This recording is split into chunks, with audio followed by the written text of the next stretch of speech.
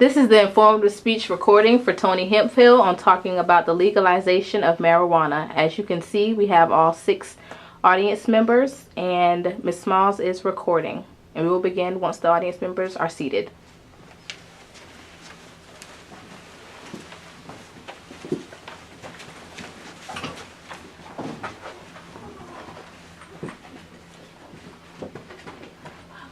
Good afternoon.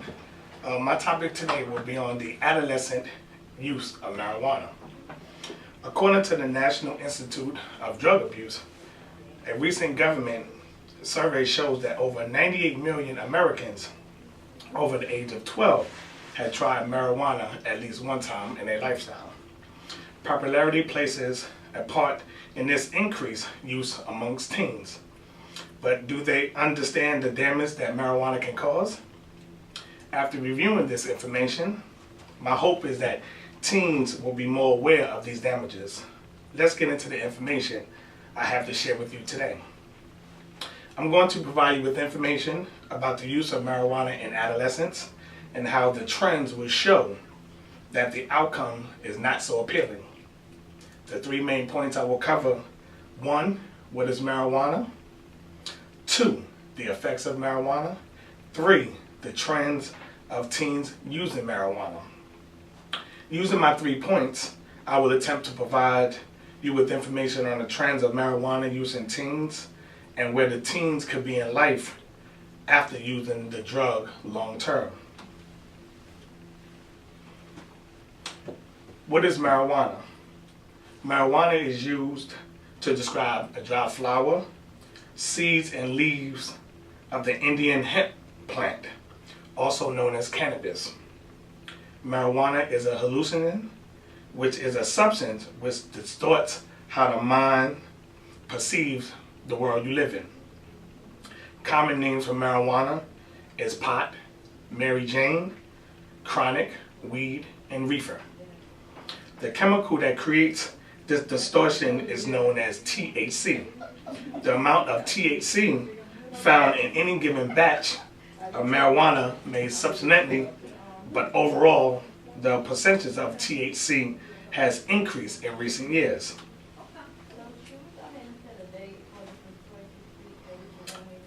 Marijuana is usually rolled in a cigarette called a joint or in a cigar called a blunt. Users may also smoke it in a water pipe called a bong. Now that we know what marijuana is, let's take a look at how it affects the human body.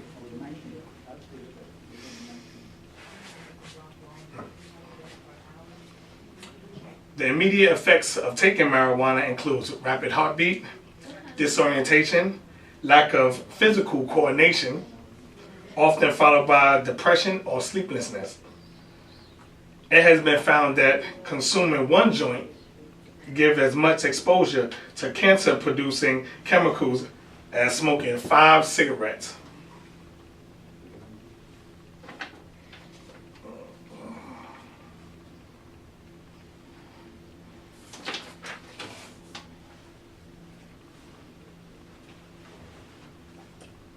Since we looked at what marijuana is and how it affects the body, let's take a look at the grim fate of adolescents that decide to use marijuana and the potential outcome it can have on their lives.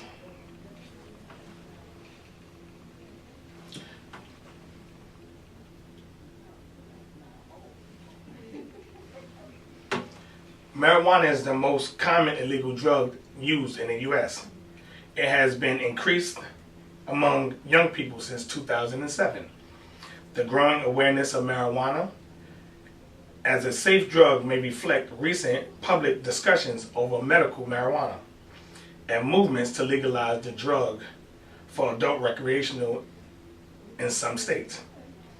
Young people are showing that less disapproval of marijuana use and decreased awareness that marijuana is dangerous, corresponding to fade awareness of the drug's risk that may be related to the increased public debate over the drug's legal status.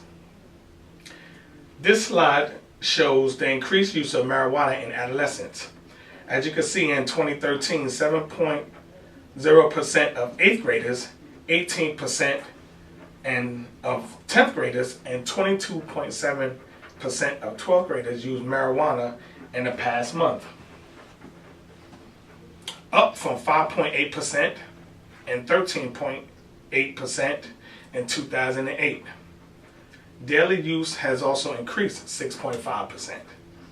Of 12th graders now use marijuana every day, compared to 5% in the mid-2000s.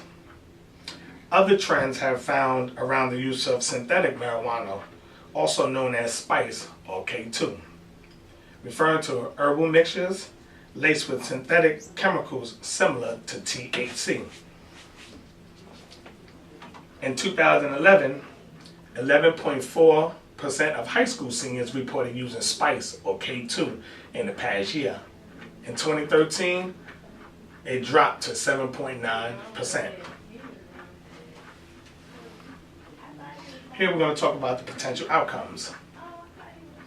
Early marijuana use, especially heavy use, has been found to have negative long-term consequences, including reduced educational accomplishment, unemployment, early pregnancy, and poor health.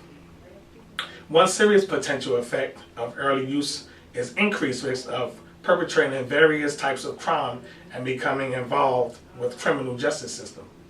While marijuana use and criminal involvement have been shown to be highly related, it is unclear if the strong link between drug use and crime is causal. Instead of the association may be a result of shared risk factors, the predisposed an individual to both drug use more heavily than peers to engage in criminal activities. These shared risk factors include poor family relations, low socioeconomic status, family vulnerability and defiance, poor school achievement, behavior problems, and the general disposition to non-conformity. The federal government says that although federal government considers marijuana a Schedule I substance, having no medical use and high risk for abuse, 2 states have legalized marijuana for adult recreational use, and 21 states have passed laws allowing its use as a treatment for certain medical conditions.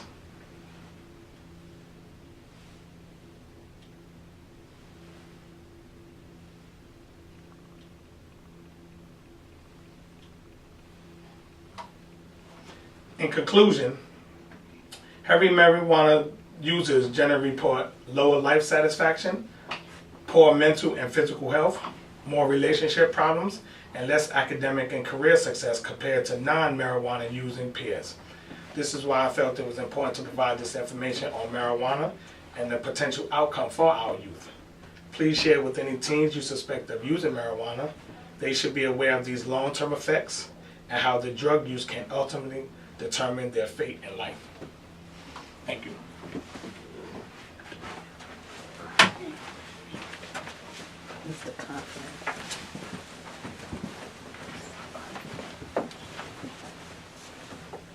This concludes Tony's presentation.